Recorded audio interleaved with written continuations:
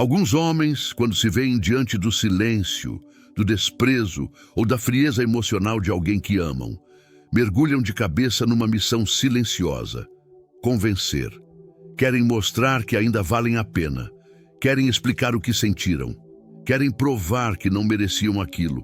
E então começam a escrever mensagens longas, a se justificar, a tentar resolver tudo por palavras. Mas essa tentativa de comunicação madura é muitas vezes uma expressão refinada da carência. Ela parece racional, mas por dentro está gritando por aceitação, está suplicando para ser visto. O que o estoicismo ensina é outra coisa. Ele não ensina a agradar, ensina a se tornar inevitável. E inevitável não pela insistência, mas pela presença, pela postura, pela densidade do que você é, mesmo quando não diz uma única palavra. É por isso que os homens mais lembrados não foram os que imploraram, foram os que construíram tanto valor interno que, mesmo em silêncio, permaneceram. Não no coração de quem os rejeitou, mas na própria história. A maior parte dos homens acredita que ser emocionalmente disponível é a solução. E em muitos casos é, mas há uma linha muito fina entre maturidade emocional e desespero disfarçado, entre comunicação e exposição. Quando você tenta resolver uma rejeição com argumentos, justificativas e promessas de mudança, pode até parecer nobre, mas muitas vezes é só a sua carência vestida de lógica. É o seu medo de perder o que ainda nem sabe se era amor. É a sua tentativa de manter vivo um vínculo que talvez já tenha morrido, mas que você ainda não conseguiu enterrar. Você diz que só quer conversar, mas por dentro o que você quer mesmo é ser aceito. Quer que ela diga que você ainda vale, que ainda é visto, que ainda importa. Só que o valor de um homem não se sustenta na aceitação dos outros. Ele se revela na capacidade de permanecer firme, mesmo quando não é escolhido. E essa firmeza começa quando você para de negociar a própria dignidade. Há um conceito na psicologia chamado teoria da autodeterminação. Ela diz que o ser humano precisa de 3 coisas para se sentir pleno: autonomia, competência e conexão. Mas a primeira delas é a autonomia. Sem ela, as outras se tornam dependência. E é isso que você precisa entender. Quando sua comunicação nasce do medo, ela não é autonomia. É submissão. É vício afetivo. É um pedido para que alguém te diga que você ainda pode existir. Mas você já pode, e sempre pôde. A pergunta é: por que você esqueceu? Você insiste e ela se afasta. Você explica e ela silencia. Você demonstra tudo o que sente e ela parece ainda mais fria. É como se quanto mais você se mostra presente, mais invisível você se torna. Esse é o paradoxo. Você acredita que mostrar tudo vai fazer ela sentir, mas mostrar tudo, o tempo todo, só esvazia o valor da sua presença. Porque o desejo não nasce da abundância. Ele nasce do mistério, da escassez, do que não se tem o tempo todo. A neurociência explica. A dopamina, o neurotransmissor do prazer, da motivação, do desejo, não é estimulada por aquilo que é constante. Ela é ativada pelo que é imprevisível, pelo que é raro, pelo que aparece e desaparece, sem pedir licença. E quando você está sempre lá, disponível, explicando, tentando, você se torna previsível, você se torna rotina, você se torna o som de fundo daquilo que antes era música. Não é culpa sua. Você só está tentando reconquistar algo que sentiu que perdeu. Mas a maneira como tenta está, sem perceber, destruindo qualquer chance de ser notado de novo. Existe também o que chamam de efeito da reactância psicológica. Quanto mais alguém sente que sua liberdade está sendo ameaçada, mais ela tenta protegê-la. E isso vale para o amor também. Quando você insiste, mesmo que com boas intenções, o outro sente que está sendo pressionado e se fecha.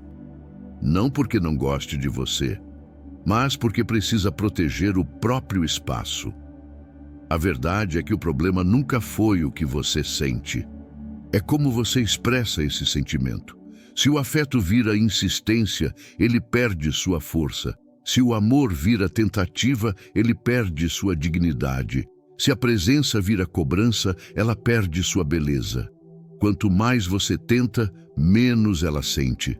E quanto mais ela sente que você precisa dela para se sentir inteiro, mais ela se afasta. Porque ninguém deseja carregar o peso da sua necessidade.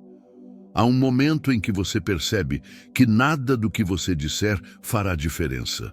Nem o texto bem escrito, nem a explicação cuidadosa, nem o último pedido para que ela te entenda. E então, no meio desse silêncio que te corrói, nasce uma escolha. A escolha entre continuar tentando ser ouvido ou aprender a se calar com dignidade. Porque há um tipo de silêncio que não é fraqueza, é domínio, é decisão. É uma presença tão firme que dispensa defesa. Você para de justificar, para de implorar, para de tentar mostrar que é bom o suficiente e começa a se tornar aquilo que nenhum argumento consegue expressar. Marco Aurélio escreveu: a melhor vingança é não ser como seu inimigo. E talvez hoje essa frase não fale de vingança, mas de postura. A melhor resposta ao desprezo não é rebater, é evoluir, em silêncio, sem pressa. Porque ele não está tentando ser nada além do que já é. E isso basta, isso transborda, isso atrai, com calma, com força, com profundidade. A dor da rejeição tem um veneno silencioso. Ela te faz acreditar que a solução está do lado de fora, que se você mudar o tom, escolher melhor as palavras, esperar mais um pouco, talvez ela volte, talvez perceba, talvez valorize, mas o estoicismo não fala de talvez. Ele fala do que é real, do que está ao seu alcance, do que depende de você, sem plateia. A autoridade verdadeira nunca grita, ela não precisa convencer ninguém. Ela se impõe pelo que é, pelo que construiu, pelo que transmite, mesmo calada. E quanto mais você tenta se explicar, mais você reforça a ideia de que precisa ser aceito. O homem que precisa convencer ainda está buscando aprovação. O homem que se cala com honra já entendeu o próprio valor. No fundo, o silêncio de um homem que se reencontrou é mais poderoso que qualquer discurso. Epicteto ensinava que não devemos nos preocupar com o que está fora do nosso controle, e o afeto de outra pessoa sempre estará fora. Mas a maneira como você lida com tudo isso é inteiramente sua responsabilidade. Você pode continuar tentando ser notado, ou pode começar a se tornar alguém que não precisa ser visto para ter valor. 3 focos, 3 pilares, 3 chaves. Foco no domínio próprio. É olhar para a urgência de enviar mais uma mensagem e respirar fundo. É parar de tentar controlar o que ela pensa e começar a controlar o que você sente. Foco na construção de valor real, não valor inventado para impressionar alguém, mas valor sólido, silencioso, cultivado no que ninguém vê, disciplina, direção, respeito por si mesmo. Foco em aceitar o desprezo como parte do crescimento, quando você aceita sem vitimismo, sem raiva, sem implorar. Você cresce, você endurece por dentro, mas não se fecha. Você entende que ser rejeitado não diminui quem você é. Esses 3 focos são mais que um método, são uma forma de caminhar no mundo com o peso certo, sem carregar o que não é seu, sem buscar o que não depende mais de você. Você já reparou que alguns homens não falam muito, mas ainda assim são lembrados? Eles não fazem declarações públicas, não correm atrás, não expõem sua vida afetiva como um troféu. E mesmo assim, há algo neles que prende o olhar, que atrai, que desperta respeito. Ryan Gosling, por exemplo. Pouco se sabe sobre sua vida fora das telas, mas o mundo inteiro o reconhece como um símbolo de desejo silencioso, postura serena, presença firme. O mesmo acontece com Keanu Reeves, outro homem que não tenta convencer ninguém de nada. Ele simplesmente é. Anda na rua com humildade, evita exposição, ajuda discretamente, mas carrega uma densidade que poucos conseguem explicar. É presença, é essência, é desapego. Esses homens são como estátuas. Não se movem para agradar, não se moldam para serem escolhidos. Eles apenas existem com tanta inteireza que tornam-se inevitáveis. Você sente isso, porque esse tipo de presença mexe com o inconsciente. Ela desperta algo ancestral, o respeito por aquilo que é inabalável. Talvez seja essa a maior lição.